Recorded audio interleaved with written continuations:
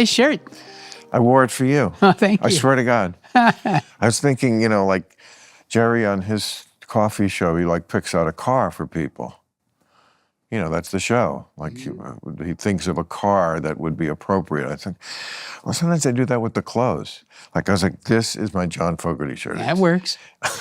Because it's real American, but there's a little glitz to it.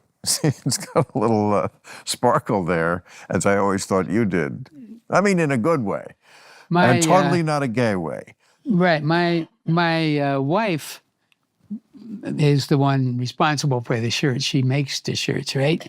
But I feel like you always had that look. And, well, thank you. Yeah, going way back, but you can't get those anymore. I mean, and your accent, was very middle of the country, shall we say? I mean, I always thought, as a kid, when I was worshiping all those singles coming on the radio, my little tinny radio that you did this kind of songs the Beatles used to say, has to sound good even on a shitty radio. And all your songs were in that category. Oh, thank you for that. I actually tried to make the songs so they would sound good in a car. And that was even harder. Well, my take on it was because there were certain songs, growing up that were fantastic in a car. And basically the car, you want to hear the voice, you want to hear the guitar, and you want to hear the beat, the drum, in other words. And that's about all you need in a car. That fills it all up. Well, the other stuff is sort of in the background. No, you need a good song. Yeah, I was just talking about the sonic version, the sound quality. Now, it's impossible to say why you like a song or not. I find that. I mean, I either... Oh, no, I'm pretty opinionated. No, I am too. I'm just saying to put into words. You could play me Proud Mary or any one of your great songs, and then a song that sounds, if you were just describing it, you couldn't tell the difference. Great guitar, blah, blah, blah, but one works and one doesn't. One just works and one doesn't. I mean, sorry, all the 2 million people putting out music on Spotify, and they all say, why, we're not getting equal play. Yeah, because you suck. Because we are the consumer, we're gonna go toward the super talented, great music, and I can hear it immediately, but I couldn't tell it to somebody. You just said it. It sucks. I know. It's you can't say, we all know what a supermodel looks like. And we know what a very, there's no ugly people in the world. Let me get that out very clear. Oh boy, PC. But I'm okay, so describe it between a supermodel and some other woman who's attractive but just not a supermodel. You can't put it into words. It's not like well, you can, but that may not... Go ahead. Translate. You're so funny because when I was around 11 or 12, my brother Tom, who was older than me, and he'd already he'd been with a couple of different bands that he knew. He was in another orbit. So Tom is older than you? Yeah, about 4 years older. So you're like the Smothers Brothers, where the younger one was the leader. Shh. Oh my God, you've just opened a whole... Right? You know the Smothers Brothers? Yeah, of course. He just died. I know him. Tom, yeah. I know him not really well, but pretty well. And I don't think we met, but he sent me a couple letters back in the day. That's up in they were up in the northern part of the state, Tom and Dick. I didn't know that. They were TV people to me. Right. But Tom especially was rebellious and liberal. So but he was also the talent. Not that Dickie wasn't good, but Dickie was a straight man. Tommy was the guy who, he was the leader of that show. I mean, that's why the show got canceled, because Tommy was a revolutionary. He was a rebel. He was not going to be stopped, and he was not going to be at a certain point abided by CBS. When Pete Seeger came on TV, wasn't it on their show? Everybody who was on the wrong side. Yeah. But there was a moment there when Pete came on and sang Big Muddy, I'm pretty sure. And that was Well, they were. I mean, they were. people taking offense to. We used to They talk were. about the They were Vietnam War. criticizing the Vietnam War when that was still controversial. And of course, this is Sunday night. It was controversial I believe. controversial until we left. And that last helicopter got pushed off the aircraft carrier. I mean, that was how could it there never stopped being controversial. In the sense you mean that there are people today who think we absolutely should have fought the war, the Vietnam War. I mean, there are still people who think that. I am more sympathetic to the. How did we get here? Boy, it didn't take long, did it? Why?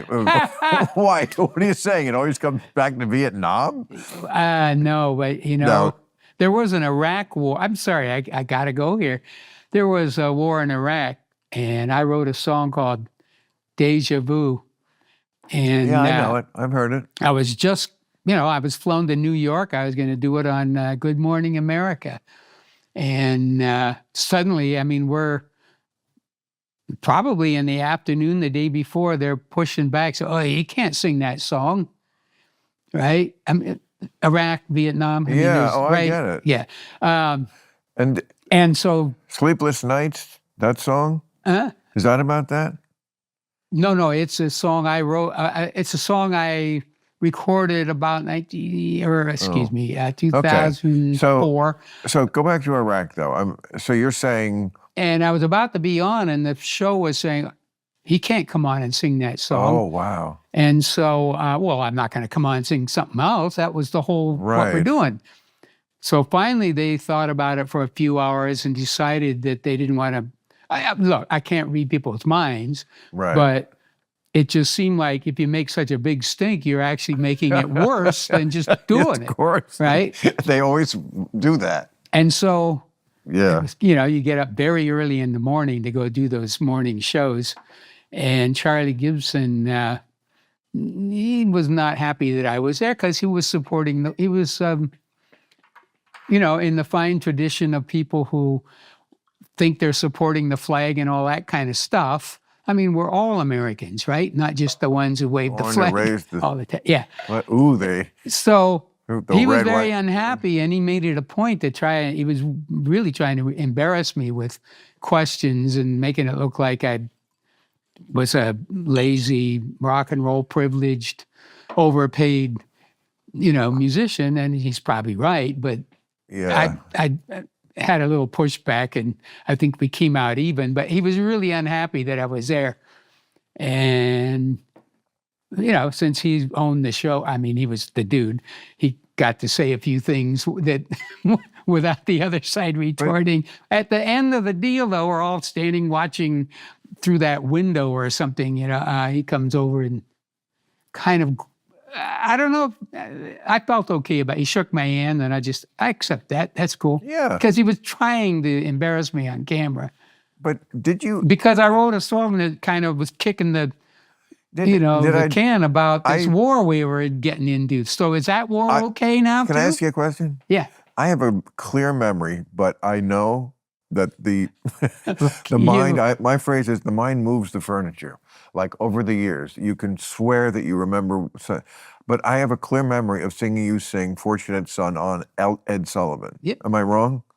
No, I'm pretty sure you sang that it happened. on Ed Sullivan. Sure. Right. Okay. Well, that to me, I mean, I was 14. This would be 1970. Yeah. Yes. 14. Just thinking about the stuff.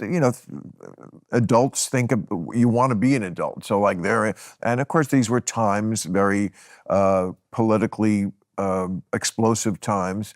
So like that band, singing that song on Ed Sullivan, that was not quite Smothers Brothers territory, but I don't think that's what Ed would have mostly wanted. I mean, that was a show for everybody, Sunday night, and this is a very corrosive, America sucks in this manner song, which is not really what you got in 1970 on Sunday night.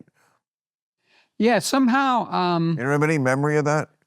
Nobody gave you shit about band, it. Ed didn't come backstage and go, was on 3 why times. don't you sing that song about the Proud Mary? That's I don't know. That's Tonight, more uplifting, right here on John. our show, With the for fortunate- you little chickadees, the Beatles. Or- Yeah, right. What is this rummage sale that you're Exactly. talking about? This is a family show. We don't want that. Well, I think that's generally true, but I think, and so also Ed's producers, I think his son-in-law was the actual producer of the show. So who I met and was they were just into What entertainment. about after the show? There was no outcry. There was no, like, why are you having that subversive message? I think you're well, it's before we had, was so- TikTok and all that sort of thing. right. So the outcry would have been all of the But, old people, not the young people. But there's a song that came out last year that was a giant hit. I'm sure you know it. I can't remember the guy's name, but he was not a professional musician. I think it was Oliver Anthony, maybe is the name. He was like just a regular guy. He put it on TikTok. It was called Rich Men North of Richmond. Yeah, You know that song? yeah, It was a giant sensation. yeah. That to me is very similar. That the feel of that fortunate son, I'm not the fortunate one. I'm not the fortunate Right. son. We're living here in just getting by America. And these Northmen, they tried to make it a racist thing. I don't think it was. Richmond, north of Richmond, he means Washington, D.C. He Of means the course, government. or New York even, Yes, maybe, but I think he meant the government. North of Richmond is Washington. right? Okay, so, but I feel like there is a strong spiritual connection between the lyrics of Fortunate Son, the house, when the tax man come, the house looks like a rummage sale, but they're spending money, and that whole working class thing, I feel like was recapitulated a lot in the Oliver Anthony song. Do you know the song? I don't know it it had- intimately. I just know the furor that it caused. Well, it was just And perhaps other folks, what's the word, appropriated the song for their intentions Of rather than course. what the. Of course they did, because that's all we do in America is appropriate everything for your cause or your intentions. Look. Exactly. There's no honest. President Trump, while he still was president, was campaigning, and at the end of his rally, as he got into the jet and flew away, he was playing Fortunate Son.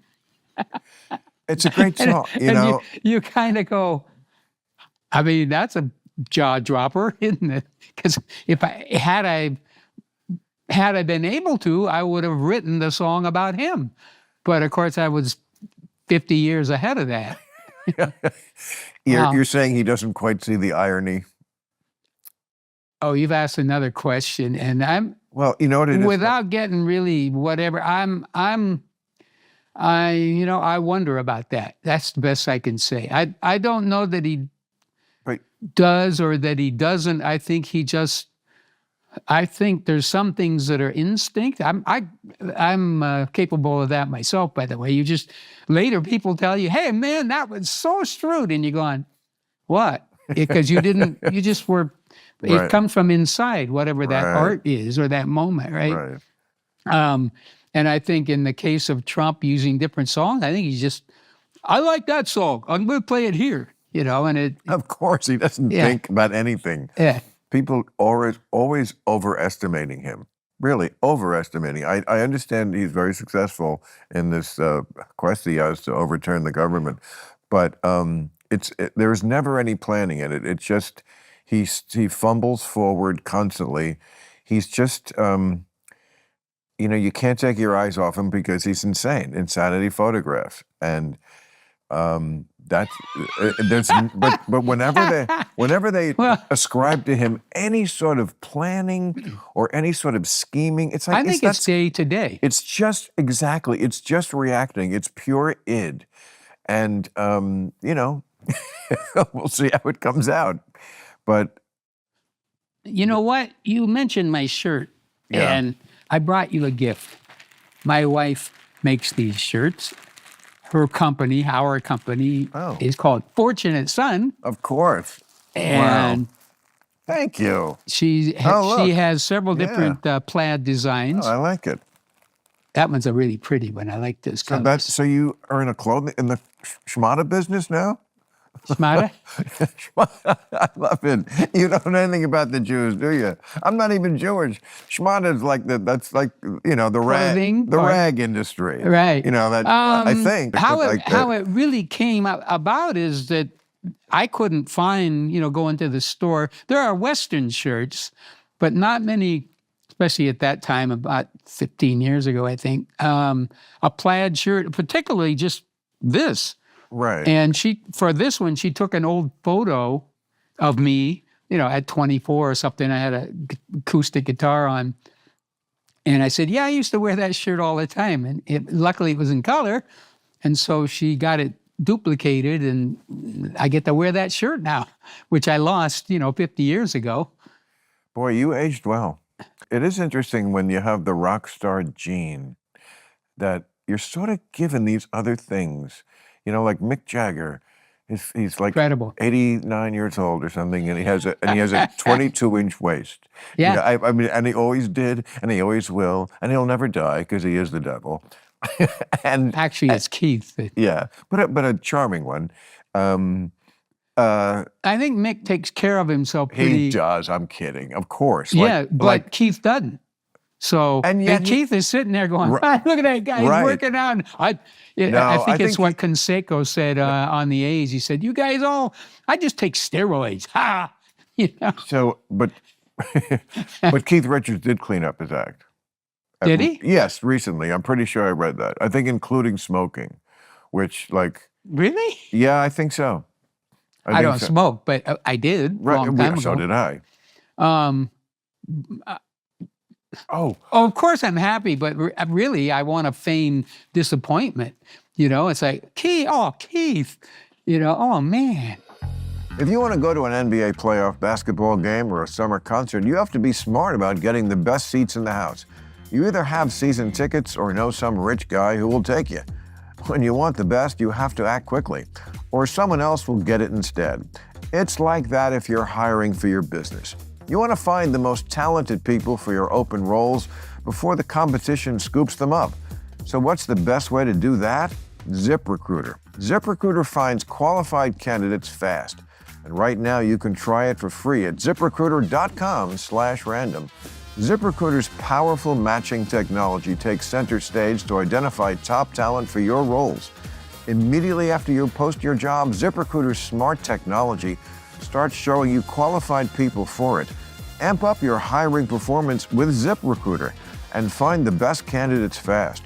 See why 4 out of 5 employers who post on ZipRecruiter get a quality candidate within the first day. Just go to this exclusive web address right now to try ZipRecruiter for free. ZipRecruiter.com/random. Again, that's ZipRecruiter.com/random. ZipRecruiter, the smartest way to hire. Back when I used to go out drinking, and boy did I, the next day I always wished I hadn't, but that was before a new product that lets you feel fresh after a night of hitting the town. Z-Biotics. Z-Biotics pre-alcohol probiotic drink is the world's first genetically engineered probiotic. It was invented by PhD scientists to tackle rough mornings after drinking. Here's how it works. When you drink, alcohol gets converted into a toxic byproduct in the gut. It's this byproduct, not dehydration, that's to blame for your rough next day. Z-Biotics produces an enzyme to break this byproduct down. Just remember to make Z-Biotics your first drink of the night, drink responsibly, and you'll feel your best the next day. Between vacations, weddings, birthdays, and reunions, there's so much going on. Get the most out of your spring plans by stocking up on pre-alcohol now. Go to zbiotics.com/random to get 15% off your first order when you use random at checkout. Z-Biotics is backed with a 100% money-back guarantee. So if you're unsatisfied for any reason, they'll refund your money. No questions asked. Remember to head to zbiotics.com/random and use the code RANDOM at checkout for 15% off. Thank you, Z-Biotics, for sponsoring this episode and our good times. Oh my God. When people ask you that question, like, what's the first concert you ever saw? Concert, yeah. You know what mine was? You. Really? Not just you. There was something called the Concert for Peace at Shea Stadium. Do you remember doing it? Yeah. You were on it. Yeah. It was like 20, I don't know. Sha Na Na was there. Sha Na Na was definitely there. You do remember. Yeah, but Oh, Paul wow. Simon was there because I remember talking to him about early rock and roll, especially Ooby Dooby, which he liked. I had just covered that, but God, there was a ton of people there. Right. Bunch of Janis Joplin was there because I remember I came off stage. I was walking back. Wow. You know, it was a stadium, No. Shea Stadium. Right? Shea Stadium. I went And with she my was sitting up on the, you know, it was so blurry, and I was a kid. You know, I went with my sister. a train going so fast, right? And I walked by these stairs, and I went, "Hey, that was Janis Joplin," and she was kind of sitting on it like this. I don't think she had a bottle of, you know, hooch in her hand, but you'd heard all those stories. I mean, in a nanosecond, I processed that, kind of Wow. walked backwards. I looked up, and she hadn't moved. She was still like that, and I kind of went, you know, and because it was a Yeah. character. It was almost like shtick, and she Right. just this tiniest little. You know, that Right. she understood what I was doing because she hadn't moved, right? Wow. Sure, a lot of folks were. Wow. That was cool. Was that 69 or 70? I think it was 70. Okay. Right. I was probably 14. Listen to this. I went to this concert with my sister in a Nehru jacket. Yeah, sure. A Nehru jacket. Sure. Do you remember the Nehru jacket? Yep. Nehru was for the kids, God, who remembers this? Nehru I was even not around for this. He was the first prime minister of India. And he wore this cool fucking jacket with like this little, it almost looked like a priest's thing, but not with the white collar underneath. And it was the real person really cut. wore that. Yeah. A real person wore that. And then for some reason, of course, it was the late 60s. We're all hippies. It became like a thing. And they got me one. Like, I never got clothes. For like one Christmas. Like, I guess I was when I was 14. Yeah, but that was a very symbolic, I believe, you know, if you trace it, it probably started with the Beatles going to India. Right. Yes. And then probably right. So things Yes. happened. I mean, eventually, exactly. You were seeing people on Laugh-In, you know, with Nehru jackets on, right? Right. Right. Good night, Dick. Good night. Whatever. And you know, that was all the thing. And then medallions and all the rest. By the time that started to happen, that's when the kids probably dropped it. Yeah, but it was not a smart thing to wear on a hot August night. You know, it was not. I should have worn a T-shirt. What am I going to be, James Bond at 14? I'm wearing this. I think it's sweet. I think because it's so. Yeah, it is. It's a snapshot in time. It is. I mean, they never came back. But I think I think you headlined. Probably I think so. CCR was the headline act. Yep. I mean, I can't imagine a bigger band at the time. Not in America, obviously the Beatles, but maybe the Stones. But I mean, as far as American bands, this is before the Eagles. Yep. A little bit before the Eagles. Led Zeppelin they started in '69. They started about the same time as Proud Mary. Yeah. Right. So we'd already had '68, a hit and a half a hit. Susie Q and I put I a call spell that the on you. starter hit. Yeah. Like the Beatles had Love Me Do. That's a starter hit. Right. It's not my favorite. I'm Right. sorry, neither is Susie Q. Yeah. You got so many dozens more, you know, but you were young. Yeah. And people liked it, so great. And you had your hit. But I mean, where you grew from there was like leaps and bounds. Just to Proud Mary. And then Long As I Can See the Light and, you know, Who'll Stop the Rain, all those songs that are just, I mean, you made that leap from just having the kids like you to making an adult like me, super adult like you. You know, that's something a lot of pop stars don't do. You know, those were much more, you were a grown-ass man a little bit more. And well, you know, I've always thought, of course, I didn't know any of this then. That I'm telling you. But there's that thing when you're a kid and you discover a new band, new artists. It happened, I think, more with bands. and they make a record, as you call it, the starter hit, and then maybe they go along with a couple of those. They've caught your attention, and they're pretty cool, right? Right. And then they're going along, and suddenly they do Hey Jude, or they do Satisfaction. Wow. It's a leap up, right? And Well- because you'd already liked them, and they were pretty cool. Beach Boys, Well, and suddenly the Beach Boys I got to do. stop you first. Okay. Okay. Hey Jude and Satisfaction came at very different points of those two careers. Satisfaction came at fairly the beginning. That was 1965. Again, they had Well, I knew the Stones pretty well by then. the Stone. I'd already seen them a they couple started in times. '62. They had a starter hit with a Lennon and McCartney song, "I Want to Be Your Man." Yeah, I didn't really know Exactly, about it. starter hit. Yeah. Not that good. Yeah. They did Carol. I think they covered a Chuck Berry song. I think that was their first. Oh, by the way, record. I had this argument with someone before the show. Brown-eyed handsome man. Yeah, That's Chuck Berry. When you're citing him in that song. yeah, I knew it. absolutely. Exactly. Well, because he wrote in called Brown it- Eyed Handsome Man, Yes, he several different verses. Called himself that and had a song called that. Right, but the different verses sort of, and this was Chuck Berry's genius. It's one song, but he's got 7 stories in there.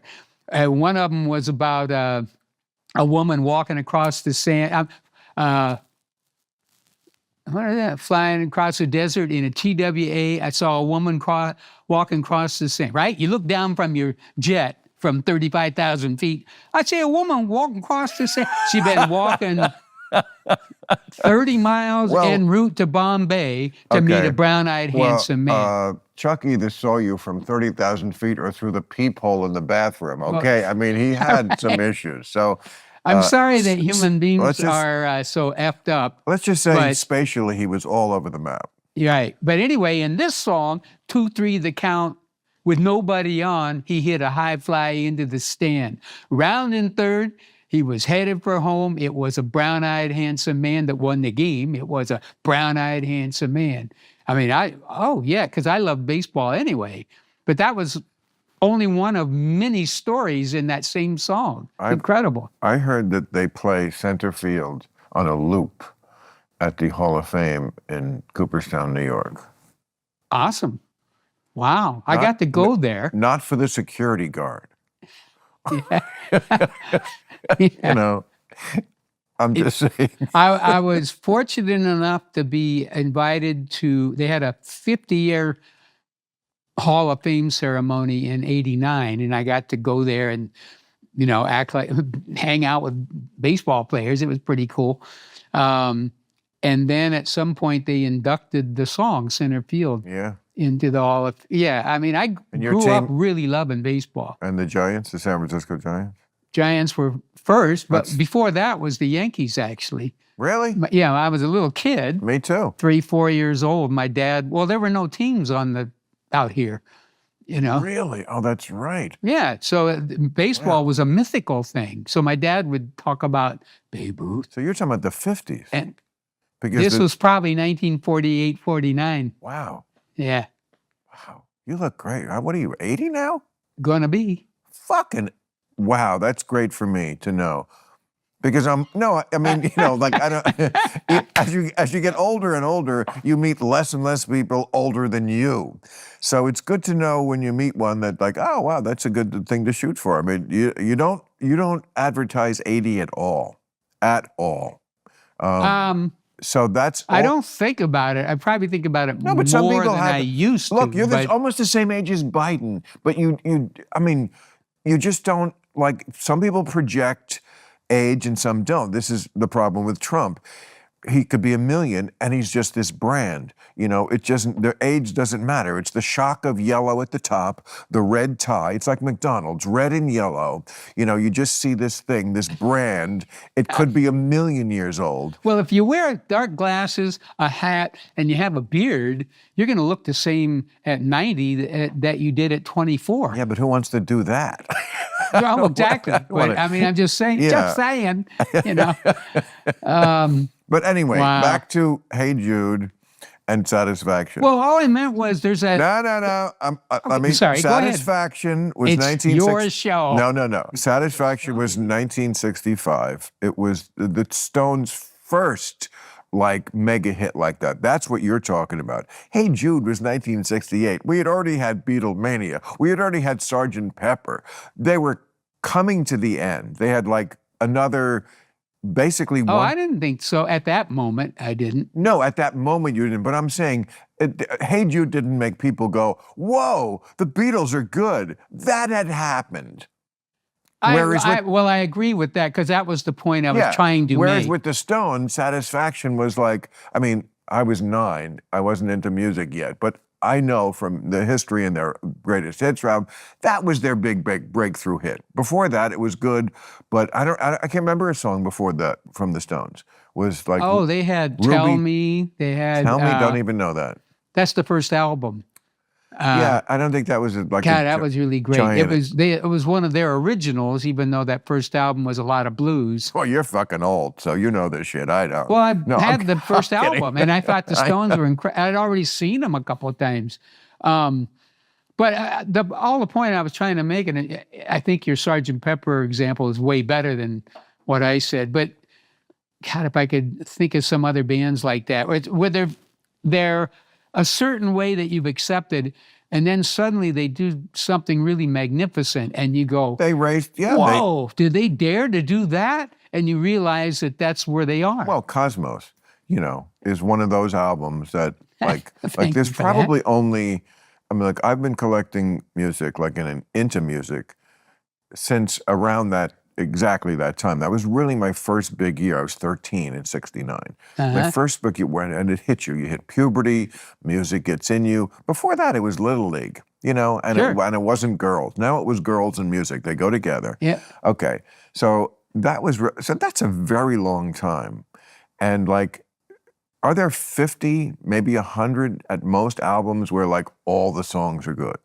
Because usually albums was like, sometimes it was one song.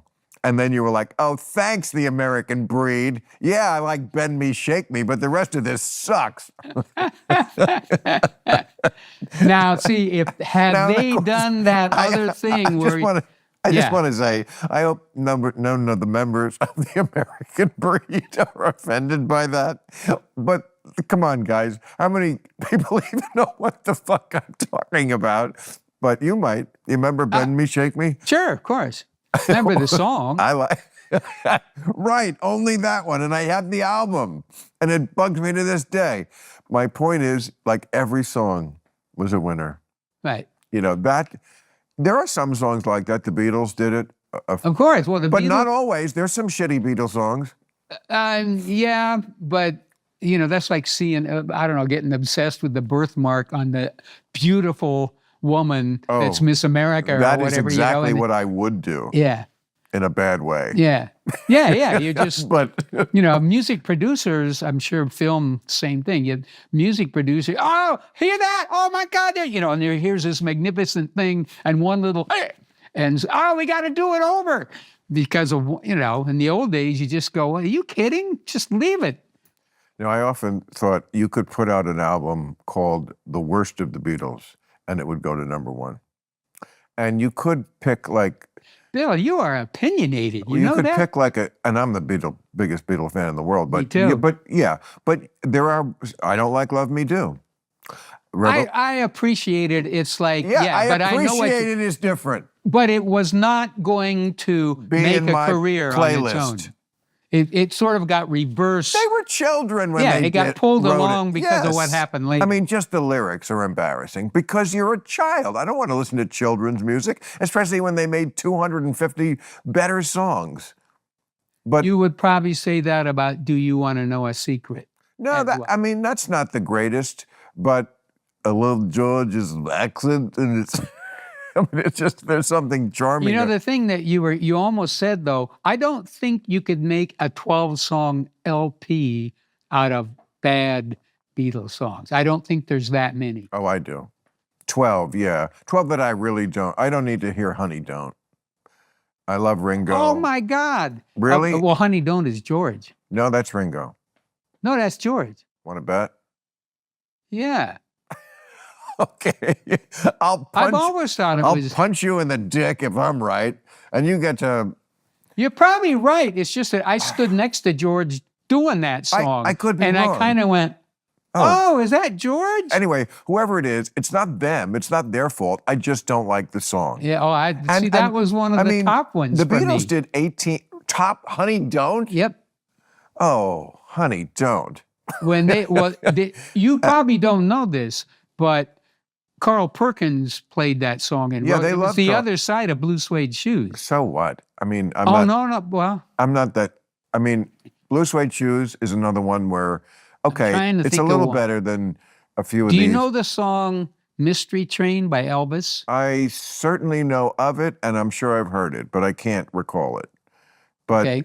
I think it's probably one of the. If I don't know it, means, and I'm a huge Elvis fan, huge, Right. huge. If it's not, if I don't know it, it means I heard it because I tried to get everything he ever did, Yeah. and I did not put it in my iPod in my collection. Unfortunately, they reprocessed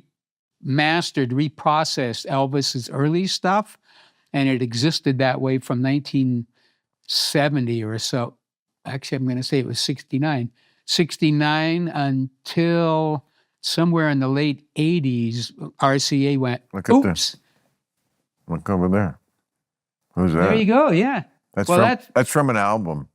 That's Elvis from Vegas. A lot of these things around this room I saved from when I was a kid when they came in LPs. This one, look at Prince. Was that a poster in an LP? Yeah, exactly. Wow. And I don't think you guys ever put a poster in an album. Not a poster. And it's been burning me up ever since. That's why I wanted you over here so I could finally get you in this chair and say, fuck you, John Fogerty, for not giving me a poster. Well, of course, it wasn't my call. I'm fucking with you. You know, it's like the guy with the cigar. Well, I own all your songs, and I'm not going to give you a poster either. I said, okay. Well, I wasn't going to bring... Speaking of that guy, I'll just say that, I had to sit and listen to certain platitudes of wisdom from an older person in the record biz who owned the label that Creedence was on. But I did go in once, and I said, they're starting, it was at this time around 1969, they were starting to promote, it was before K-Tel Records, if you've ever heard of that. Of course. Okay.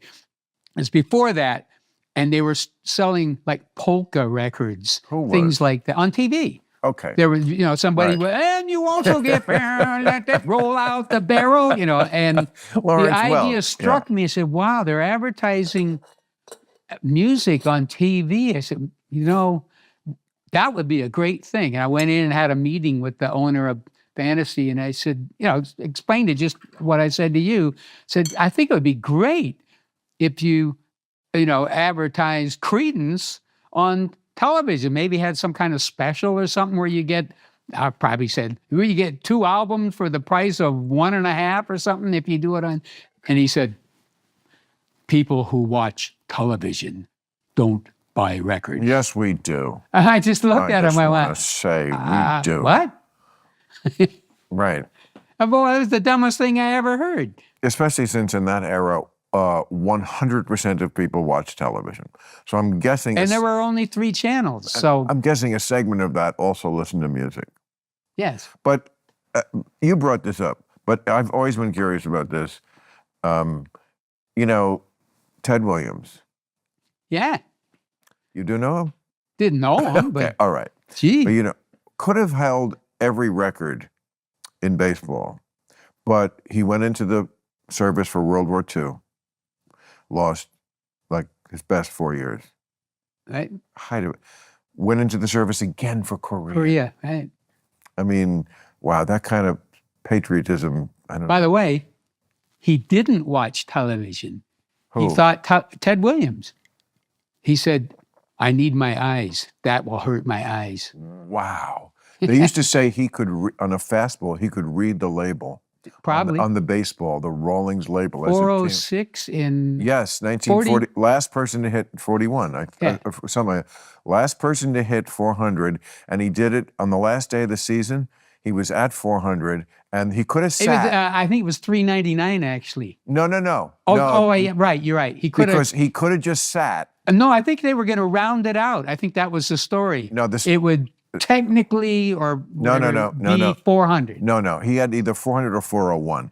In other words, the point is he had the record. All he had to do was sit. Yep. And he said, no, that's not the way I roll. Doubleheader went 6 for 8. Yep. And that's why. So my reason I bring this up out of the blue is, like, I always think of him when I think of you because I thought, wow. Wow. He gave up a lot of his good years. Yeah. Oh. I never really understood the business machinations of it, and I'm sure it's boring to you at this point, so I don't want to go into that. But when did it end? When I met my beautiful wife, Julie. That's not when the business part of it ended. The part that mattered ended probably the moment I laid eyes on her, actually. Wow. It was literally, I actually, and I've only said this once in my life, that's the most beautiful girl I've ever seen. And I was like, and I may have said it out loud, right? She was across the room and all that, and I just... Wow, you just... I think God does that. There's a internal or a heavenly telegraph, telepathy or whatever that you... In other words, that was the code for me, that this is the one that's meant for you, John. And so I stood there like and so she walked up to me because a couple of her friends or she had dared them, hey, that's John Fogerty. I'm going to go shake his hand. But I was on the other end just being a guy. I wasn't John Fogerty. Where was this event taking place? It was in Indianapolis after I had done a show there.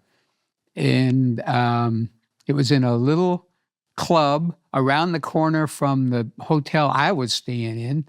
And the club was called Don't Ask. Oh, yeah, it was around the corner from Don't Tell? Yeah. Yeah, great place.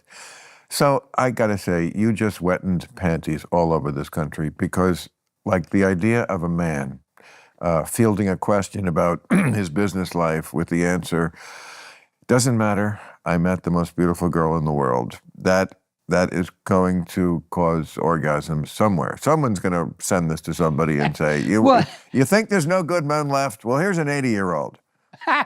Well, Bill, the point being, what year was this? That was 1986. 1986? Yep. So right after center field. September 14th, if I remember correctly. I'm sure you do. Yeah. Because you'd be in hot water if you didn't. Wow. That's very romantic. Okay, so you're an ultimate romantic. She allowed me to be. That's absolutely... I'm not sure what I was before then. I'd, read a couple of books and seen some cool movies in my life. And she allowed me to be that guy you just said. And I became that guy 100%, 110%, flowers and all that kind of stuff. Still. Never failing to say, and which is how I feel in my heart, honey, you look beautiful. That is so beautiful. I love you.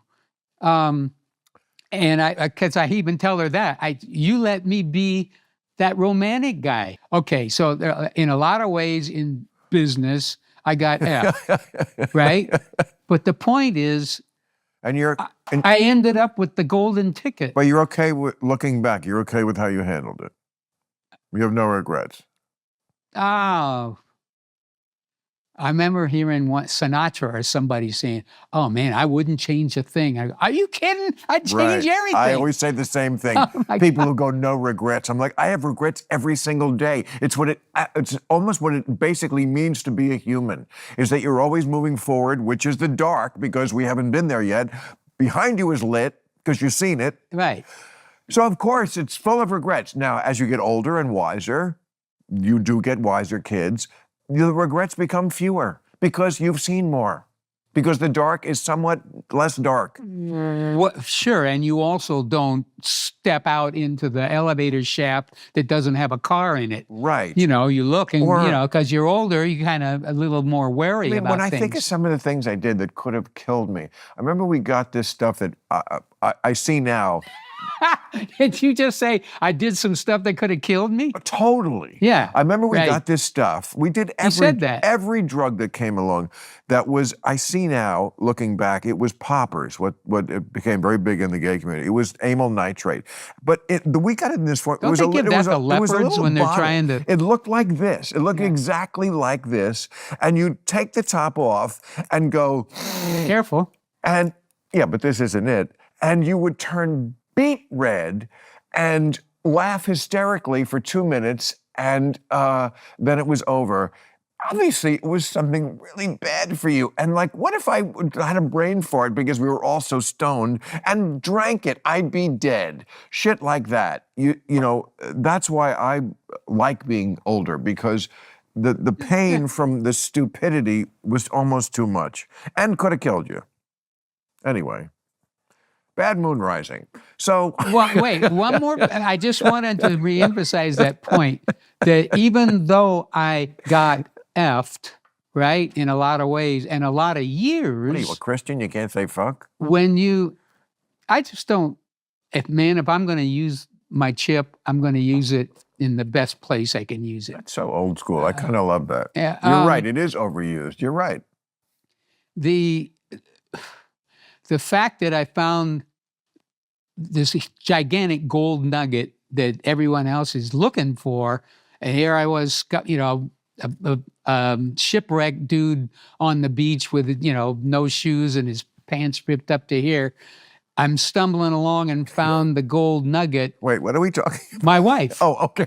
Okay. Right. And I realized it. You lost me on the island with the pants. The point being, I knew it. I knew what that meant. And But you knew it as in I the- started to tell her, probably a week into it or something like that, I said, you know, honey, meeting you and one day with you is worth the 20 years in hell. Holy shit. And that's the truth. That is just such a beautiful story. I Yeah, mean, but the way see, you but can- what's important in life is all that That, you stuff know, you're going to smoke up or it's so- eat up or throw away worth losing the love of your life? Of course not. It's such a profound point, and it's something that has been a theme in my life ever since I was, no, I'm serious, because when I was 17 years old, I had my first girlfriend. I was very shy. So like Yeah, when I me was too. like masturbating furiously, and a couple of girls they liked me. I knew I was so shy I couldn't move on it. Very tragic. Anyway, so when I finally got a girlfriend when I was 16, and then she dumped me when I was 17, Yep. like it was so devastating that I remember thinking at the time and ever since, like, where do you put your eggs in life? Do you put it in love or do you put it in career? And I think because of that, like, elementary moment in my life and the pain that it caused at 17, I always put it in, no, career. I can control that. Another person, I can't control. They could leave me, they could die, I could change, they could change. But career, I can control that. I just signed a new deal with HBO. I just thought I'd throw that in. All right. No, but I really think that is the fulcrum that is so important to so many people's decision making in life. Where do you put that energy? Do you put it in love or do you put it in your career? Because Freud said it. He said that's it. There's work and love. That's pretty much all there. No, he said that. Yeah. What did he do? He got fucking jaw cancer and died. But other than that, he's the father of psychology. I'm very skeptical about psychiatrists. I don't know how you feel about psychiatrists. But I mean, Julie was my psychiatrist. Holy shit. Boy, did I walk into that one. Here, do a No. few. But the point being, I did go to a couple of shrinks. One of them actually on the advice of Julie, right? And I will. Oh, she wasn't your shrink. No, not. You mean like in an off-book No, way? really went and met with a doctor guy, Like, in a room. And, isn't a wonderful woman who loves you and understands you the best shrink there is? yes. Okay. Yeah, absolutely. But I mean, that's my point. But Do there's down another weird. down on the corner. Huh? There's another weird thing you said, and I do want to address that because also in this day and age, oh boy, this world we live in these days with all the stuff on the phone and everything. I'm just so glad I'm not out there trying to find somebody. It's just Right. scary. You know, Julie and I look at each other that way. It's, oh my God. But you did say something about is scary. 20-year-olds. It is And I scary. wanted to address that. But I must say, among 80-year-olds, I feel like you could do almost at the very top of the percentile. Among 80-year-olds. I mean, What like, does that I'm mean? saying if women of almost any age had to pick among 80-year-olds, I feel like you would do very well. I mean, come on, look, I just You do. want me to I be mean, ridiculous? no, I I'm think not. the I'm point not being, kidding. you know, not only is she going to say, "What do you mean Sinatra? Who's that? Who's the Beatles? Who's Who's Creedence? Who's Well, Madonna? Who's okay, you know that okay, 20-year-old going to okay. say, I like May I? Billie Eilish may I rebut that? and May I rebut? May I rebut? yeah, of course. Okay, first of all, there's the but.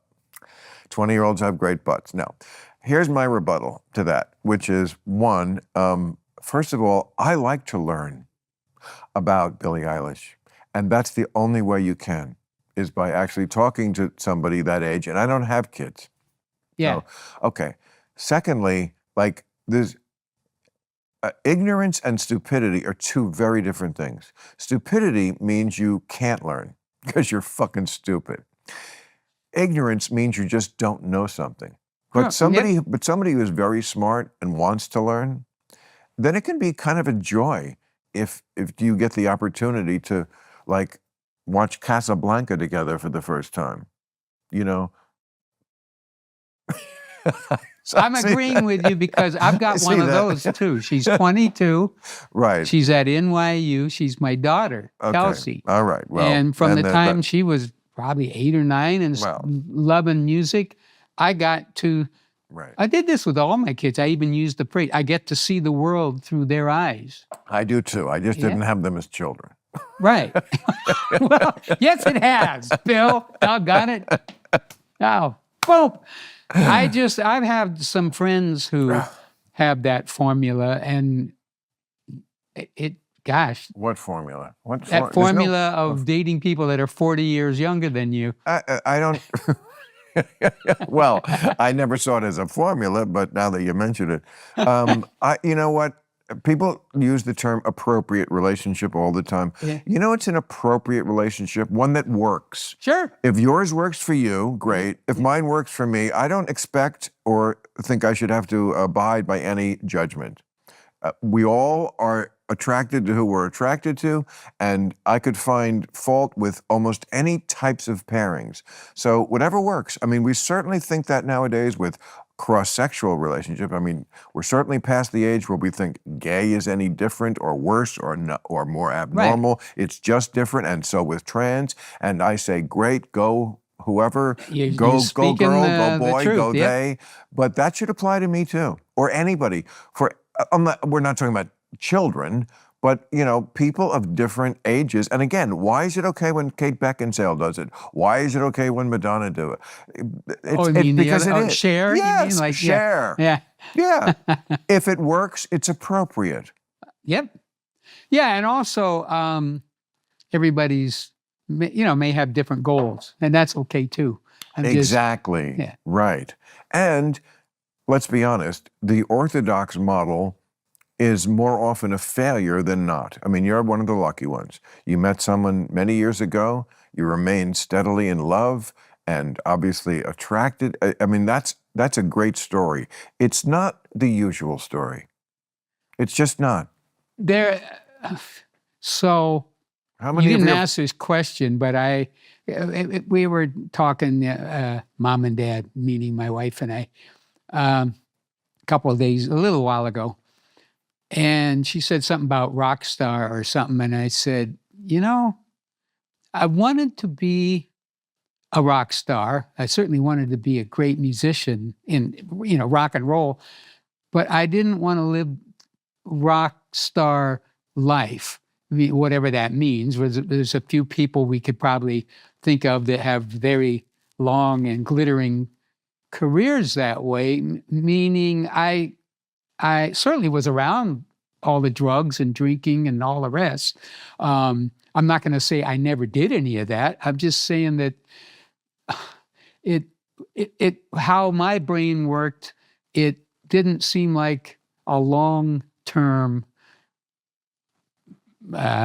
discipline. Right. It just Yeah, it then bothered me. Now, I had a lot of trouble with alcohol for many years. You're very wise. I mean, you Well, saw I learned the hard way. well, you saw where it was going, probably because in your generation of stars, like we lost that famous thing about age 27, Yeah. Jimi Hendrix, Janis Joplin, Yeah. who were some of the, I forget, but like, I think Robert Johnson, matter of fact, the old blues guy. oh, really? Was Yeah. 27 Yeah. from heroin?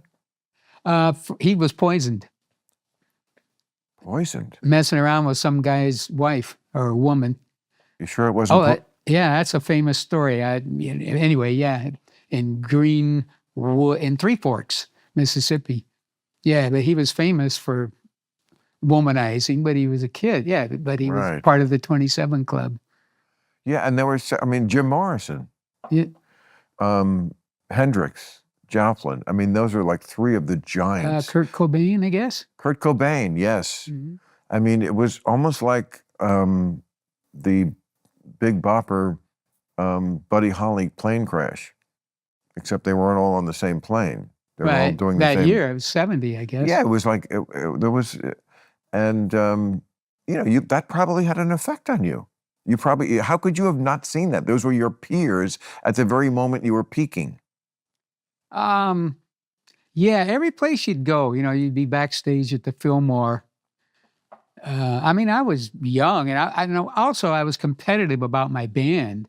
I was trying to keep my band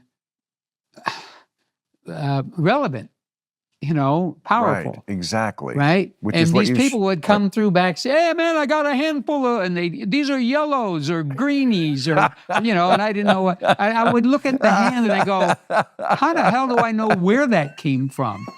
Could have been, Well, he made said in it a was toilet yellow. somewhere, right? Well, I mean, I wasn't going to take it. I wanted to go Right. out and do a good performance, right? That's hysterical. Hey, see, that's something else that's wrong with me. It was that. It was that that's not great. wanting, it wasn't about me getting to have go on vacation, in other words.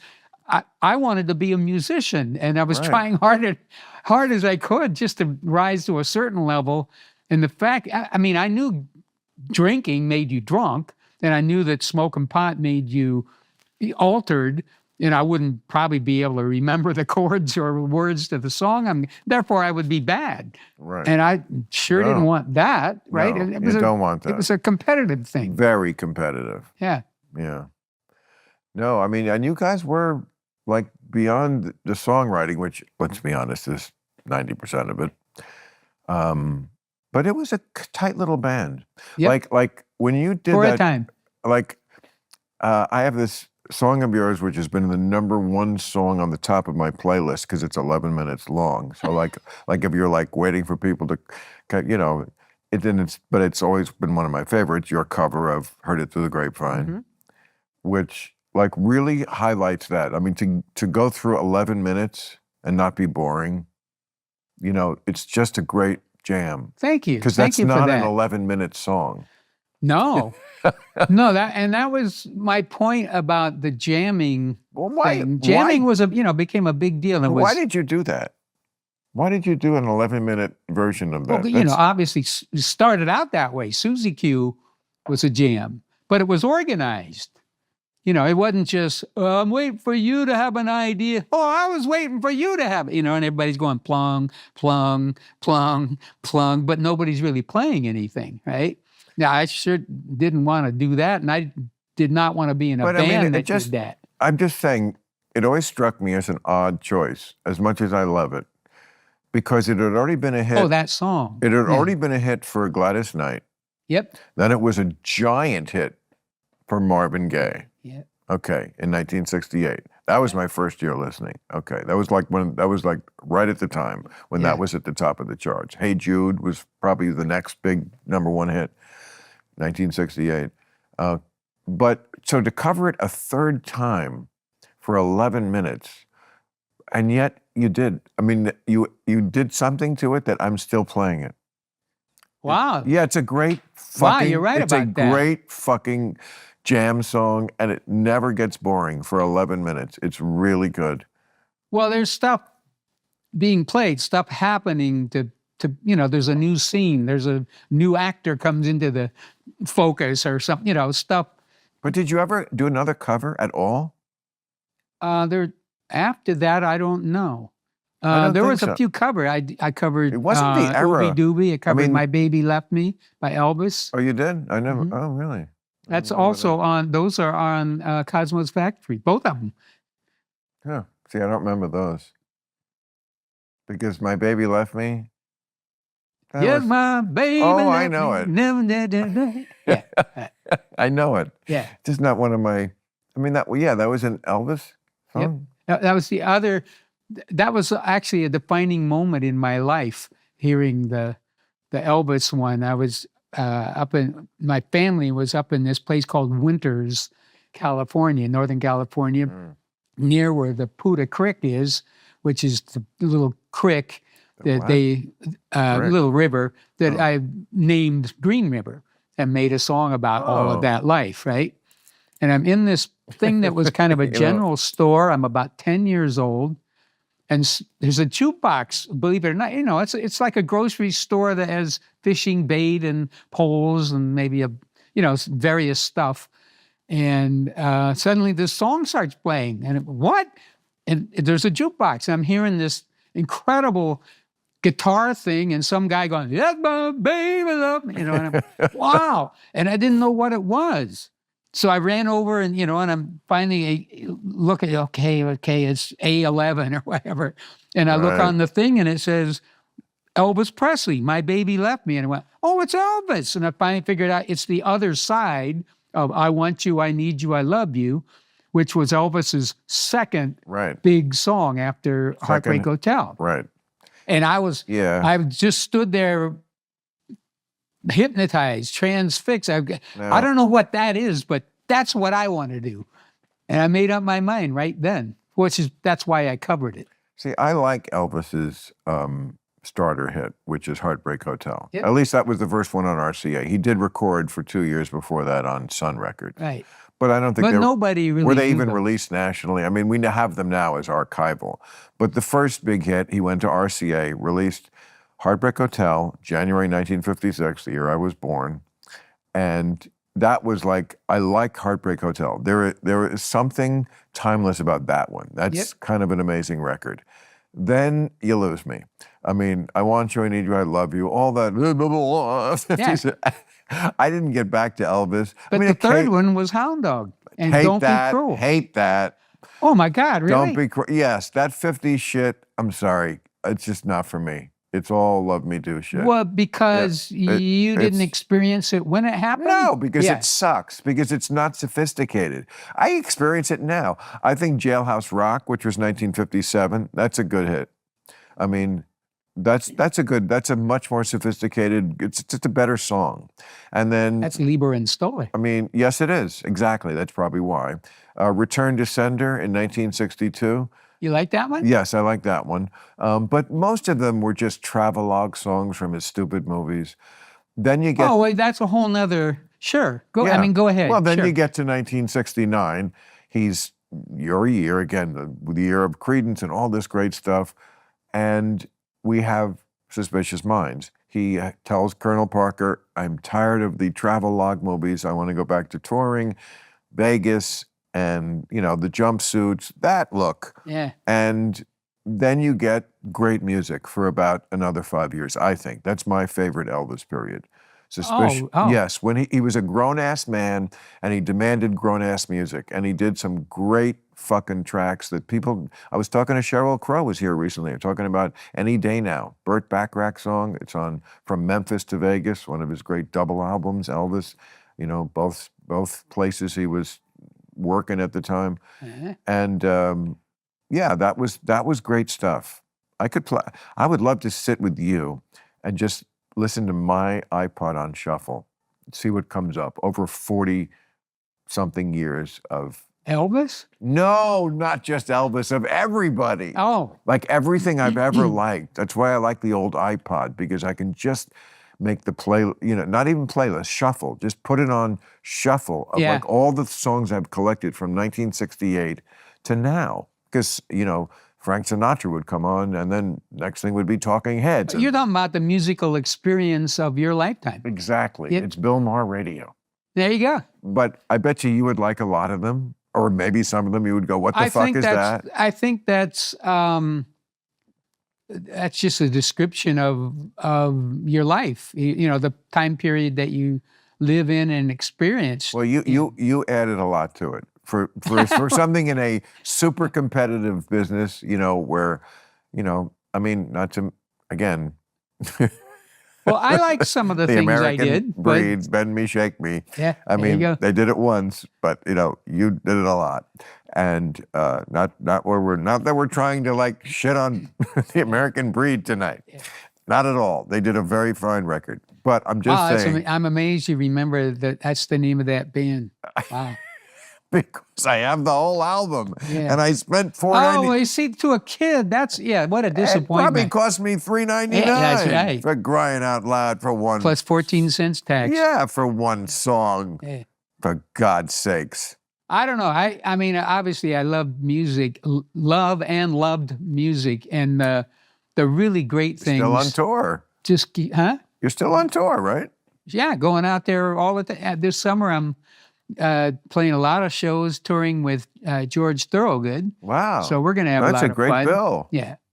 I've known George for many years. So you do it this is the first time we're actually touring together. So you're doing this, this is the summer? Yep. The summer, man. Is there anything like the summer rock tour? It's great. You know, Kid Rock has that song about, you know, with the girl on your shoulders in the second row. I mean, there is something about that experience, especially outside. Also, I've often wondered, boy, you passed through a thing. You do something at Woodstock and you're 24. Oh, yeah. And that's, and maybe by the time you're 30, you go, I wish I hadn't have done that. What was Woodstock like? But then by the time you're 60, you're going, hot damn. Yes. I'm really glad I did that. You should be. Yeah. You were at Woodstock. Yeah, it right? was. It was. What day? The middle day, Saturday. So it started on Friday. Mm-hmm. Who played on Friday? You remember? I only heard about Sha it. Na Na was there too. Were they? Yes. Yeah, I don't know who was on the Friday. Who was on your day? I've only reconstructed it later. And later is the operative word here. Well, you must know who you followed, because that's always in an artist's mind. You had to ask that, didn't you? Really? Because isn't that so important? It would be to a comic. Like I would remember 40 years on. Like I remember 50, 60 years on, sure. But like who you followed is to me would be the big question. You don't So remember? I had agreed to do this show after seeing a bunch of billboards up and down the East Coast, probably about March, April of '69. It's that thing we've all seen with the guitar, Yes. actually a bass. With There's a little birdie There's a sitting bird on on it. Yes. 3 days of peace, love, and Yes. something. I forget Sex in the mud. Yeah, probably. And so they called me and I said, all right, but you got to give us the prime spot on. We want you to be on Saturday, okay, but it's got to be the prime spot. That would be 8 o'clock or possibly 9 o'clock. So you went okay, John. You went on at 3 a.m. Yep. Really? So we get there by World War II helicopter, which can only take 2 of the band at a time. Really? Land in this thing in the afternoon. I mean, you come up over a hill, you're in this little thing that's shaking like it's going to, and then you see the biggest crowd of people you've ever seen in your, I mean, you didn't even know there was that many, it was like out of the Bible. You'd only take one guy. Who'd you take? Two of us from the band, and plus the guy flying. So you could take one guy with you. Yep. Who was it? I bet not. I can't remember. I think Doug was sitting with me, but I can't remember for sure. I bet it wasn't the drummer. No, I'm fucking. That was the drummer. Kidding. And then I actually went out and walked around in the crowd. I had a little hat on, and I think I had a scarf or something. And I remember somebody was selling, it was either a quart of water or a gallon for, I think it was $1. I want to say $5, but it was probably, and I was just upset that people are selling water. It's like a staple, right? And yeah. Well, if you remember, or if you've read about Woodstock, they ran out of food and they ran out of water, and there was a dire. Right. Right. They didn't And run, I'm looking at all these people. I didn't know 500,000. I just knew it was the biggest crowd of they people. didn't run And out I thought, they didn't if they stampede, if something goes bad here, stampede. No. a lot of people are going to No. die. They looked happy. They ran out of food. They ran out of water. They did not run out of cum or mud or acid. True. And You but named the movie right that followed. But what's interesting is if you've ever seen the documentary, and if you haven't, I recommend it highly, on the 1999 Woodstock, because they did a I've tour. heard about it. It's not good. Yeah. I mean, the movie's good. The situation was not. Right. I mean, what people had become was just curdled. I mean, people were much more materialistic, rapey, misogynistic. We were supposed to have advanced, not in 1999. See, and you weren't even a hippie in the 60s with all those things, you came along later. I was 13. So I was just that kid at the, with my nose pressed up against the window thinking, wow, I wish I was old enough to go to Woodstock and see CCR like I did at Shea Stadium. Yeah. Well, I guess that would be the next year when I said Yeah. it. But See, but you're saying there's a little bit of ownership there. You're saying that in 99, God, all these people didn't get better. They got worse. they got worse. Yeah. They did. I mean, it was more commercial. I mean, when you look at that documentary, it's ugly. It's ugly that the kind of like, masochistic bro kind of vibe that was in the audience. Well, the audience and the bands, I've heard and that the they bands, were, they were trying it was to. the age of metal. Yeah. Yeah. So there was a lot of that. And See, but what but you're I don't doing, blame the bands. if that scene or the movie you're talking about was about Attica or something, St. Quentin, you would have been okay with it. But the touchstone being, here's Woodstock in '69 with peace and love and all that, and then here's Woodstock again. Well, and it's like, John, I think some of the people in Attica are there for a reason. The kids at Woodstock were just going for a concert. I mean, but you're Attica, comparing them to. That's all. That was the point I was making. This Woodstock is not like that Woodstock. right? But neither one is in a prison. It's really, I think. Well, I just meant a place that was you would expect bad stuff. I know, but that's a place where there's a reason we expect bad stuff because it's where they sent the criminals. Yeah. I mean, it's remarkable that Woodstock of '69 was as peaceful as those kids put up with a lot of. It is remarkable. Yeah, I mean they ran, mud. No protection from the elements. Ran out of food. They actually had the airdrop. And what about bathroom issues? All that stuff. That to me, maybe. I didn't experience that. I was sort of in that afternoon, left. But I know. Early in the morning, I'm just saying, like bathroom issues to me would be the worst of it. Like I could go 4 days without food. I do fasts. Yeah. But not having a place to go or having maybe the residue of people going somewhere where I was. I don't even know what was the story on that. Was there not enough porta potties? I'm sure there were not. Would we guess that they 500,000 people? And it would. No, I just think it was bad. But anyway, that's really, I'm sure, not the memory of Woodstock we all want to have. But for me, so what was your memory? So you don't remember who you followed? Oh, of course I do. Oh, I asked you that. Yeah. Who? The Grateful Dead. The Grateful Dead. Never liked them. They were never my kind of band. I'm sorry. I'm sure they're great. I was kind of what's the word? I was. There was a natural. Here's what's funny. I'm sure you killed. Politically and philosophically, I was absolutely in the same place as the Grateful Dead. Yeah, but the music is different. I didn't imbibe in the drugs at the same time as the music like they did. Well, and that kind of bothered me a little bit. I thought it affected the music. Well, you know the old joke about the Grateful Dead, don't you? Like, what did the Grateful Dead fans say when the acid wore off? Yeah. this band sucks. Yeah. No, I'm sure they're great. Look, like I said, you can't argue with people about music. You either like it or you don't. I'm sure they're great, but they're a jam band. That's not my thing. Sure. I You know, remember if the right Traveling Band, 2 minutes and 1 second. James Brown, man, get in, get out of here. 2 minutes. Yeah. Proud Mary, 3 minutes on the dot. Yeah. It was like the Nazis. Actually, were I think it's 3:19. Really? I Yeah. thought it was, okay. Maybe I'm thinking of Honky Tonk Woman. It's 3 minutes.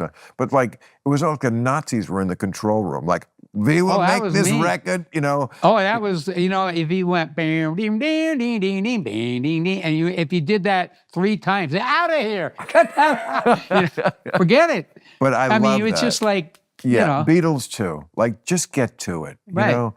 I mean, that's another reason, I talk about this all the time, I'm sure people think I'm nuts, but another reason why I love the old iPod, because you can edit songs on the computer. Because the songs are on your computer, then Right. you load them into the old iPod. That takes like, 30 seconds. So God, we can't have that. Rather have streaming where I don't get what I want. But you can cut off, you can I didn't edit. know that. Yes, nobody knows this. I'm trying to get the word out. You can edit. You can get rid of the beginning or the end. You can't do the middle, but you can cut off. People have like phone messages on the beginning of their stupid songs. You know, well, great. you just like fade it in. No, you just fade it go out. to options and it says, where do you want to start the song? You want to start you play it? Oh, I see. At second 45, it gets to be with the song. I can cut off the other bullshit. Or sometimes people are talking at the beginning of their song. There's clapping at the end for 30 seconds. I can cut all that off, Wow. the beginning or the end. Wow. Yeah, man. Fuck yeah, man. You can be your own DJ. Not a DJ, editor. Okay. Even better. See what you've hit the nail on the head. Yes. I think, how can I say it? A record is a presentation. It is. That's Thank not you. the same as a jam, I mean, like, right? not to always go back to the Beatles, but like Well, I said, they were great. They were absolutely. Of course, they're the patriarchs. Yep. Okay, like even songs that like I've said this many times, they're not. They have some great lyrics and some are just silly because the music is so great. Right. So I bet you we both know "Hello Goodbye," right? Mm-hmm. Okay, the lyrics are nothing. They're just really just "Hello Goodbye." That's the whole song. But how does it start? Let's do it on. I'll say 1, 2, 3, and then we'll start. 1, 2, 3. You say yes. Oh, ding, ding, ding. I ding. say no. Ding, ding, We're ding. into it already. Yeah. Okay. No bullshit. We're into this really good melodic song that means nothing, but we don't care because the song is so good. You know, I'd rather have both, but I'd always take the song. I mean, I still listen to Hello Goodbye. It's still a great song. I think I've gotten the message. Hello Goodbye. But don't you appreciate, especially with the Beatles, they understood entertainment. Meaning Totally. they were Oh. capable of writing heavy songs, Oh. but they didn't just, everything's important. It's so important every day. And when It's when they Yeah. wrote one about how important things were, it's one of their greatest revolution. yeah. Still, what an amazing record. Just as a, you know, Right. it just You kills you, wanna right? bet- Yeah, when you go carrying signs of Chairman Mao, who did it? Right. You're not This gonna is a make it- different world we live in, but I was out on tour in '86 when a Nike ad came on TV using Revolution. Oh, That I was staying in a Holiday Inn. The trash can in my room went all the way across the room and missed the TV by about that. I was so pissed off. Beatles in a commercial? No. Oh God, I was angry not their about fault. that. Not their fault. They didn't do that. No. Michael Jackson did that. Is that right? Of course. Is that where that came from? You remember that? He bought, Yeah. they, Paul advised him to do it, so he did. well, I didn't say my songs, mate. I mean, they should have been watching the store better, but they talk about getting fucked over. They did too. Yep. Not like you, not on that level. They were always able to record, but they, everybody. A lot of their songs were owned, Look, Northern, I think it was Brian Epstein and some attorney, I've forgotten. Here's two things I know about the music industry, and they are somewhat related because they both use the word fuck. Everybody gets fucked financially if they can. You have to fight for what you. Yep, sure do. Okay. And two, this is someone I know who was in the music industry, an attractive woman said to me once, she said, I've never known any men in the industry who has not tried to fuck me. Some of them do it more elegantly. Some of them are rapists, but they will fuck you financially and they will try to fuck you sexually. Oh, you're talking about a woman said this? Yes, a woman. Yeah. Yeah. Although I'm sure it happens to men too. Yeah. I'm just saying, and I don't want to cause trouble. Of course I do. I'm Bill Maher. But like the Me Too movement went through movies, went through television, went through finance, went through Garrison Keillor and the Senate, Al Franken. And boy, the music industry, the epicenter of it. I mean, you saw they raided Diddy's house. I don't know what's going on there. But we don't know yet. No, we don't know. But I'm just saying, the music industry, are you kidding me? That's people? The Wild West. It's the epicenter of the problem, okay? And you fucking left it alone because we all love music so much. The only reason I can think of is that, when I was young, I thought that there was some kind of structure to all the things in entertainment that, and that you get to this level and click, kind of like the military. You become a second lieutenant and then you become a major or then a colonel. I mean, I thought there was some sort of, I'm saying it in a weird way, but a structure that everyone followed. In show business? I was a kid. It seemed to be what I saw from looking at records and watching TV. Well, there were gatekeepers. There were gatekeepers, which there are not now so much. I suppose. In other words, you had to be signed to a record company. That was probably your only way through to the. Eventually, it was your only way through. How did you get signed? By knocking on the door. You personally? Yes. Of who? I was 19. I knocked on the door of Fantasy Records. You did? Yeah. I had seen it. Where were they? About the only label in the Bay Area. They were. I see. They were in the Bay Area. Yeah. I'd seen a TV program with 3 parts. Your brother didn't do that? No, I did it. I went over and knocked on the door and walked in and started talking to a man named Max Weiss. There was this thing about the song Vince Giraldi, Cast Your Fate to the Winds, and that was their one and only hit. They'd accidentally had a hit record that was on Top 40 radio. It was an instrumental piano song, okay? And so this Ralph Gleason, who was a writer, jazz writer mostly in the Bay Area, had sort of overseen a little special about it called Anatomy of a Hit. And so finally, I made up my mind, I'm going to go over there and knock on their door. And I walked in, there's this guy, Max Weiss. They were in San Francisco? Yep, one of the owners of the label. But I had to, it's a telling story. Well, I'm sorry, I had to wait down here in the stairwell because there was another guy up at the top of the stairs talking to. Where in San Francisco? I'm very It's curious. on Treat Avenue. Where's Treat that Street. near? Huh? Where's that near? I know San Francisco pretty well. Below Market. Below somewhere. Market. Yeah. Okay. Yeah, not a good. It's warehouse section. I know the area. Yeah.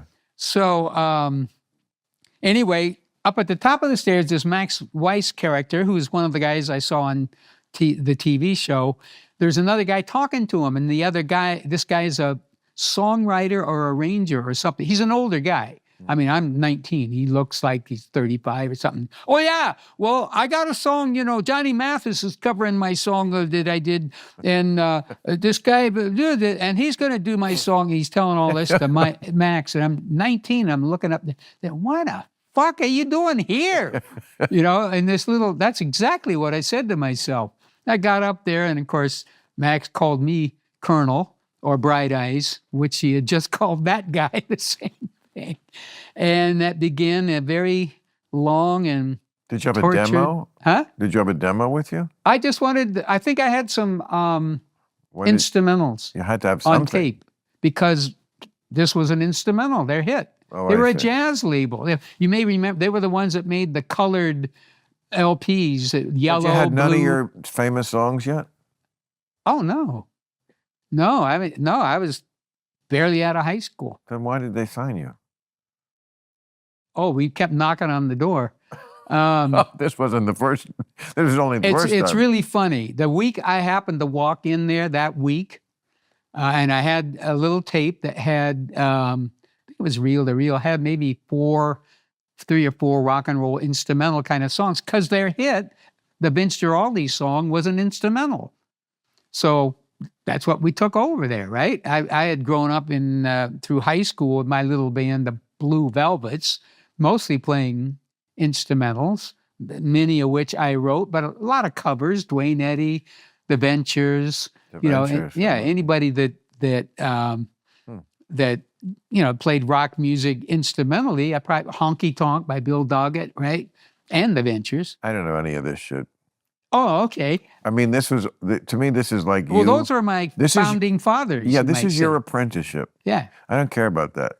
Then you learned your craft, and then you created these masterpieces. And that's when me, the consumer, the guy who can't do anything musically but appreciates music, was able to like get so much pleasure for 55 years. I mean, I thought of it today that I've been playing your stuff for 55 years. It's sobering that where did those years go? But it's also really interesting that like when you think about 1969 to 2024 and all of your stuff, and this stuff of Bridge Over Troubled Water is still played, and lots of stuff from that era is still played. That's a great song and a great Lots of great songs. Yeah. But if you went back from 1969, what's 25 years before that? It's The War? 1914. Nobody in 1969 knew one song from Did you say 25 years or 45? 55. The same I as see. from 69 till now. I get I'm it. saying the songs from your era, including yours, are still played and still widely known today. Nobody knows anything or knew anything in 1969 from 1914. What was the song? Alexander's Ragtime Band? You nailed it. Okay, that's like in the history books. I don't know how it goes. Oh, let's do a cover of that. The funny thing about that song, that's Irving Berlin, who Is my mom. Is that Irving Berlin? Yes. Must have the been guy one of- lived to be 100 years old. Yeah, wow, you're right. And that must have been one of the early ones. Somewhere in the 70s, because my mom used to talk about some of these songwriters, right? One of which was Irving Berlin. Right. But there was a point in Irving's life, because of the way the copyright laws were in the old days, he lived long enough that particular song went into the public domain. Yes. He didn't own his own song because of the laws of America. Right. I mean, that's a really weird anomaly of. And Irving Berlin didn't he write God Bless America? Yeah, Yes, I think so. yep. Not this Star Spangled Banner, that was Francis Scott Key, but God Bless America. And did he write White Christmas? I'm Dreaming of a White Christmas, just like the ones Irving Berlin wrote And White Christmas Right. sitting on the beach in Santa Monica. Exactly. And I can sing the intro to the song, which is never done. One guy did it, Robert Goulet. Would you like to hear it? Because you're right, it was written here in California, about being in California and nobody ever sings the intro. I'm going to treat you now, John Fogerty. Please. The sun is shining, the grass is green, the orange and palm trees sway. There's never been such a day in Beverly Hills, L.A. But it's December the 24th, and I am longing to be up north. I'm dreaming Oh my goodness. of a white Christmas. Yeah. Yeah, man. I've been robbed. I've been cheated my whole life. I'll send you it. No, it's because we know I'm dreaming, Yeah. ba-ba-boo, and the snow's coming down. But and there all. was that intro. The exact kind of thing I'd cut off in my fucking iPod There using you the go. edit function. No, that one actually is good. Well, it tells you a whole different thing that I never knew until Right. much later in life. No. I'm telling you, we got to listen to my shuffle together because This is Bill Maher's yes. iPod of the universe. Well, it does encompass like 68 to today. You know, I mean, not that, look, I'm not going to lie, there's not as much from later years as early years, probably, but there's stuff in every decade. Every decade produces great music. Good for you. I've never been a fan of people who think that we need to government subsidize the arts. The arts will always out. I didn't need any government subsidy. You didn't need any government subsidy. The arts will always... Maybe at some point. Did you? I never got it, but yeah. You never got it and you never needed it. The cream will rise to the top. And That's very sweet artists of you. cannot be suppressed. You know, there was a point you made that it's important to me. You talked about learning your craft, you know, and I was talking about playing covers. I'm talking about in 1958, 59, the Ventures, the Wailers, believe it or not, a band from Seattle or the Northwest. Dwayne Eddy was a big influence. These are all instrumental people. And learning that. And then, of course, I mean, I was paying attention to songs with words, obviously. By the way, when I was a little kid, about 3 and a half, one day my mom brought me home from nursery school and sat me down, gave me one of those little yellow kid records. And she explained to me, well, first she played it. And one side was Oh, Susanna. The other side was Camptown Races, right? I'm 3 and a half. And she explained to me that Stephen Foster wrote both of those songs.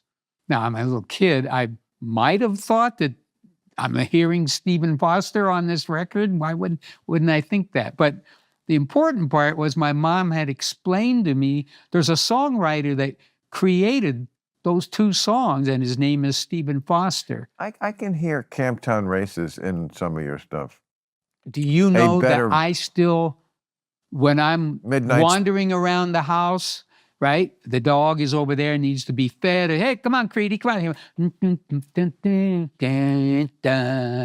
know, I'm doing a little ripping. Let the midnight special. Right. Well, shine the light on me. That was another influence from my mom, by the way. Shine the ever, right? I mean, that's not that. It's just updated and bettered. Well, I think what I was trying to get to is she planted the seed about the songwriter. Right. And I started paying attention to people like that. She loved Hoagy Carmichael, so I ended up loving Hoagy Carmichael for sure. And began trying to write songs that very early, you know. I can actually specifically remember one when I was 8 years old, because the guy, it was the rhythm and blues radio station before school, and there was some commercial about, and they used to read these things. They weren't big produced things. And the guy was saying, "Do you have the wash day blues? Well, you should try," and I'm sure it was some detergent for washing your clothes, right? But what stuck in my head was Wash Day Blues, because I love blues. I was listening to the blues station, right? All the way to school, I was trying to write a song about Wash Day Blues. And of course, blues, and right around then is Muddy Waters.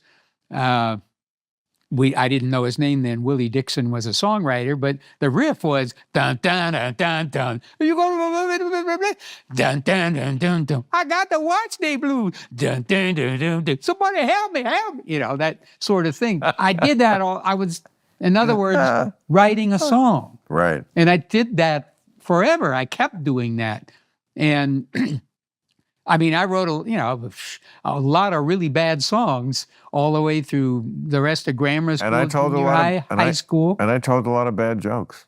That's how you get where you're going. Yes. You know, you got to be bad before you're good. Right. That's right. And you got to try. You can't just go, someday I'm going to write great songs. No, you got to be doing it. And it's so satisfying when you put in those dues and you go through all that pain, and then you get to the place where, oh, now they are good. I know they're good, and the audience knows they're good. I mean, that's jokes and songs. Yeah. You know, I mean, there's nothing I love more than my job, my real job, at real time, on HBO. I love like delivering for the audience. Like, Yeah. I know what you expect me to do, and I'm going to do it for you and fulfill your expectations. And, you know, same thing in music. You fulfill their expectations. You rise to the occasion. You give them what they want. Because if you don't, somebody else will. Tell me if this is true or not. It certainly is for me most of the time. When I work, I mean, I'm talking about nowadays. I've had the process happen quite a few times, and I understand the process. I've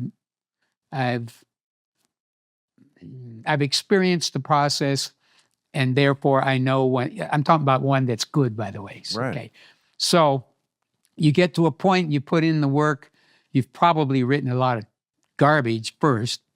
Then finally you have, and you know it. You know it before you even go there. The audience is your vindication. Right. Right? Right. They react. I mean, you're laying it out there. But your pants are down, so to speak, and you're not really sure. You must have. But when they come back at you like that is good, that's okay. But you must have had believe one or two that you thought were great and they didn't. Oh, have I done that? I'm asking. Hmm? I'm asking if you ever had one where you thought, "Oh, this is great," and the audience just went no. Because I'm thinking of like, Yeah. you remember? Well, I don't know that the song had a chance, but I know there's a song I wrote called Mystic Highway that was on an album. Yeah, there are lost songs that are great. I thought it was really good. Yeah, I bet you it is. I mean, I make a... And I get requests for it, but, you know, that gets into the, what do you call it, the homogenation of all the numbers. There's a few people and... I make a hobby of collecting those songs. People are always saying to me, like, wow, you have the best playlist. Where'd you get that song? I'm like, I listen to all the stuff, and people miss this one. But there it is. That's like, one that I felt like it slipped into the cracks or something. The Rascals, who were ascendant at the same time as you. A little ahead. Yeah. Yeah, a little ahead. But also, like... at the same time, People Gotta Be Free. People Gotta Be Free was a huge hit in like that era. Okay. And then the last two, I bet you they thought were great, and I still think are great, but the audience never liked. They put out a single called Heaven. Oh. You remember that? I don't. See? No, I don't. Exactly. I just know that there are bands. Right. I did it too. Yeah. What? You reach that end or whatever, and then in the cliff, you know, and they just, for some reason, that. Sometimes it's just like, musically, it's better. It's like more sophisticated, but the audience is left behind.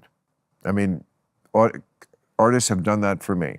Like, you left me behind. I'm sure it's great, and I'm sure you and your musician friends think it's groundbreaking, but I don't give a shit. I'm just the young man in the 22nd row. You said it perfectly. Yeah, I'm just the audience, and you can be somewhat ahead. I like that. I like something I've never heard before, quite, but you can't leave me that far behind. That's absolutely the truth. And that happens to a lot of musicians. They get too into their own heads. Oh, I think it happens to every human being. Yeah, in a way. And especially musicians. The point, there's a thing, look, I've been my own worst victim of this. When you're doing something, and instead of you just resonating with your own likes and dislikes, your own filter, you know, your own value system, you're going along, you know, so-and-so is going to think this is really great. And that rock critic over there is going to, you know, or Betty Lou is going to, you know, whatever. You're doing something, and it's for cockeyed reasons that you're doing it. Right. And you end up with this thing that it seems like all the buttons are pushed in the right place, you know, but it wasn't really you. You got to please yourself. And what normally happens to that stuff is exactly what you just described. The band hits that wall. It's like, what do they do? Why'd they do that? You know, what's with the trombones in the middle of the violin solo? Exactly. Yeah. Did you ever see the hysterically funny movie that Judd Apatow did called Walk Hard? No, it's so funny. You got to watch that one. You'll love this. You get your girl tonight, dial up Walk Hard. You'll laugh your ass off. It's like, remember they did bio of Johnny Cash Yeah. called "Walk Tall," I think, or whatever. What was his catchphrase? I walk the line. I walk the line. Yeah. Okay, so this is like it's kind of like doing a parody of that, but Okay. it's like the musical history, and when they get to the '60s, like the guy who has been a big star, and he just goes off on this thing where he wants like tribesmen coming in hitting a gong, and all this God, crazy. this all sounds so familiar. Really? And you had that kind of syndrome No, around but I've you? seen it. Yes, you've seen in it. bands that you loved even, where Right. it's suddenly, oh, no. Right. Yeah. I know. And sometimes it's just because they probably run out of material or they fight. You- I always quote that Timothy B. Schmidt in the Eagles special when he says, I have never known a rock band that wasn't always breaking up at every moment. yeah. And I have never been in a rock band, but I know what they fight about. You didn't like my song, and you took that girl, Yeah. right? Yep. I mean, your brother, didn't you fight with your brother horribly? Like all rock bands where there's brothers, they it fight. didn't. It The didn't. Oasis dudes. It was that way. It was internal. What? It was internal. What does that I mean? mean, well, I didn't. How can I say? It's been such a long, hard thing to understand, especially because Tom passed away, and as an adult, I reached a point. I want to say this part first. I reached a point where I finally, as best I could, understood his emotions or his very human and understandable desires, I guess you'd say, right? And jealousies. I mean, come on. But see, boom. You can't. I mean, when the 1970, 69, 70, when Creedence started to really get tense, and yet we were on top of the world. I mean, that's what the song "Have You Ever Seen the Rain" is all about. Really? It's the brightest blue, wonderful day that we all dreamed about, and it's fucking raining. What are you guys so unhappy about? And I never knew. oh, that's interesting. And I never knew that. Tom got really quiet, instead of being the normal. He was really quiet, but there'd be these, little jabs every now and verbal stuff, right? And then the band broke up, and I the whole time, to follow Timothy B. Schmidt's phrase, it was the last year of it, or year and a half, was Eggshells. and I couldn't I Just didn't like what is this? Just like in a relationship. When you're walking on eggshells, Yep. it's just the worst fucking place to be outside of a Hanoi prison camp in 1979. 69. It's just, I've been there. Whatever kind of relationship it is, when you know whatever you say, you have to be like a White House press spokesman. Yeah. Everything you say has to be so lawyered so that it doesn't offend. It's like, who can live like that? And I'm sure that's what it is in a band. Well, It's because it is and a so all relationship. those years later, that's 1970, 72-ish, and it still goes on. Because I still see Tom now and then, family stuff and all that. Then I meet Julie. That's 86. Somewhere around 90 or 89 or 90 or 91, I'm talking with, we're driving in the car. We kind of know each other pretty well. We've been together 2, 3, or 4 years, something like, it's really easy and delightful and stuff. And probably another time I'm telling one of those stories, and she goes, she says, well, they're jealous. I went, what? It's so They're jealous. It's so obvious. But I didn't know that word, and I didn't know I didn't understand any of that. I just wondered, what the hell? Proud Mary's been #1 for 72 weeks. Why are you mad? Because I'll tell you why. Because, and you may fight about a million things, but people don't fight about what they're really fighting about. What they're really fighting about is, God gave you the talent, and I'm your brother, and why wasn't it even? Why didn't I get half of it? Why did you get all of it? You think it's easy being this guy? You sound Everybody like the Smothers knows. Brothers. What? You sound like the Smothers Brothers. Same. Well, it's similar. They made a stick out of it. But certainly, definitely in groups and. But you see, the why point there is, I wasn't jealous. I didn't know there was a problem. You shouldn't be jealous. You have the talent. The person who has the talent is not the jealous one. It's the person who wants the talent who doesn't have it. Not that he wasn't talented. I think that's the point. But like it was obvious from the beginning, like it is with so many bands. I mean, is it, you know, was Justin Timberlake ever not going to go out on his own? No. Okay, it's just obvious. There's one person with the talent and there's 3 other people. There are exceptions. I mean, the Stones are the team and the Beatles, blah, blah, blah. But in a lot of bands, it's just one guy, and as nice and as talented as the other 3 or 4 are, you could get along with 3 or 4 other people. One person is doing all the work here. Simon and Garfunkel. I mean, why did they break up? I think there's a documentary on it right now, and there's just something very uneven that was in that relationship that was always going to explode. It was just always going to explode because it's not a situation that lends itself to stasis. Yeah. It's explosive when it's uneven like that. The thing is, I think if a person is, let's say, has less understanding or less talent for doing that thing, then they probably should figure out how to do something else. I'm talking about still music, still a song, but figure out another way that isn't directly There is no other way. competitive with that thing. Well, there is nothing else is as competitive as being able to write 25 great hits. Okay, that is sui generis. No, what else is he going to do? Write songs and then paint them? No. I mean, you either are. I didn't mean it quite like that. You either are or you ain't. You know, and if you're the ain't, it's not good, and it's just always eating away on you in the inside, and you're fighting over a million things, like you took that girl, and you ate the last Oreo, and you did this, and you did that, but that's always what it is. Mom liked you best. That was the Smothers Brothers catch bit. Mom always liked you best. Right. And, you know, ironically, it was twisted around because Tom was the one who really ran the show. He was anyway. Look, I could talk to you all night. I'm so glad I met you. I got to go back to my day job, but man, you know, I just got to say before we end this, you have given me so much pleasure. That the thing about music, it never gets old. The songs you listen to for so many years, including all the stuff you did as a solo artist, such pleasure you have given me, and I just have to say thank you because, you know, I mean, I enjoyed this. I want to hear your iPod. We got to do it. Yeah. You live still in California? Yeah. Okay. Just down to 101, a couple of blocks.